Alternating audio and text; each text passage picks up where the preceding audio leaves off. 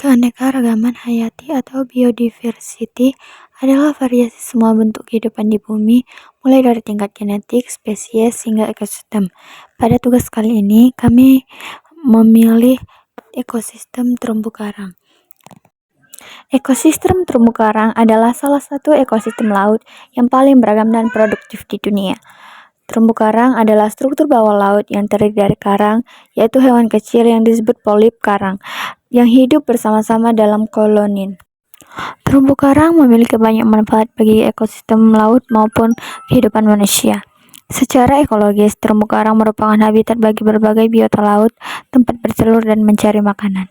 Terumbu karang dapat menjadi tempat perlindungan yang baik bagi ikan-ikan dan hewan-hewan laut. Maka tidak heran banyak ikan dan hewan laut yang tinggal di terumbu karang. Keberadaan terumbu karang dapat menjadi kekayaan alam yang sangat indah. Keindahan terumbu karang ini dapat rusak akibat beberapa faktor, yaitu 1. Polusi. Polusi dapat membahayakan karang dengan mengurangi kualitas air dan meningkatkan kadar zat-zat berbahaya. Kedua, overfishing. Overfishing dapat membahayakan ekosistem terumbu karang dengan mengurangi populasi ikan dan invertebrata yang penting bagi ekosistem. Yang ketiga, penangkapan ikan dengan cara merusak. Penangkapan ikan dengan cara merusak seperti menggunakan bom ikan atau sianida dapat merusak terumbu karang untuk membunuh ikan. 4.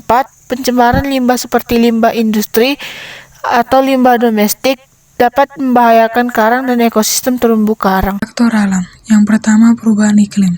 Kenaikan suhu laut dapat menyebabkan pemutihan karang seolah bleaching yang dapat membunuh karang. Yang kedua, gelombang laut.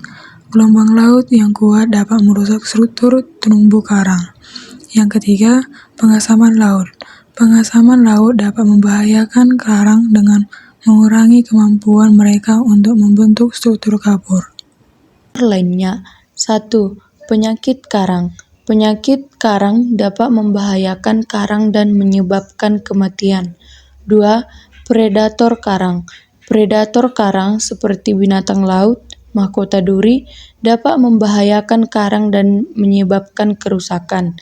Dalam kesimpulan, terumbu karang dapat rusak. Ada banyak upaya yang harus kita lakukan untuk melindungi terumbu karang tetap indah dan bersih. Erosi pantai dapat menyebabkan peningkatan sedimen di laut dan merusak terumbu karang. Menjadi relawan. Berpartisipasi dalam kegiatan pembersihan pantai atau restorasi terumbu karang dapat membantu menjaga kelestarian terumbu karang. Kemudian menggunakan bahan kimia secara bijak. Hindari penggunaan pupuk atau pestisida yang berlebihan karena dapat menyebabkan alga tumbuh berlebihan dan menghalangi sinar matahari ke terumbu karang. Menjaga kebersihan sungai dan pantai. Sungai dan pantai yang bersih akan mengurangi jumlah sedimen dan polutan yang mencapai terumbu karang. Tidak menyentuh terumbu karang. Saat melakukan snorkeling atau menyelam, hindari menyentuh terumbu karang karena dapat merusak hewan karang yang rapuh. Kemudian, restorasi terumbu karang adalah transplantasi karang yang rusak atau mati ke lokasi yang tepat dapat membantu mempercepat pemulihan terumbu karang. Mengurangi sedimen. Sedimen seperti pasir dan lumpur dapat menutupi terumbu karang dan menghalangi sinar matahari yang dibutuhkan untuk fotosintesis. Berlabuh dengan aman. Hindarilah berlabuh di terumbu karang karena cangkar dan rantai dapat merusak karang. Berikut adalah detail upaya-upaya tersebut. Mencegah polusi laut, terutama dari sampah plastik dan limbah industri, dapat menutupi terumbu karang dan menghambat pertumbuhan. Mengelola sumber daya perikanan. Membatasi penangkapan ikan berlebihan dan penggunaan alat tangkap yang merusak terumbu karang dapat membantu menjaga keseimbangan ekosistem. Yang terakhir, mencegah kerusakan fisik. Kerusakan fisik terumbu karang dapat terjadi akibat penambatan kapal yang tidak tepat.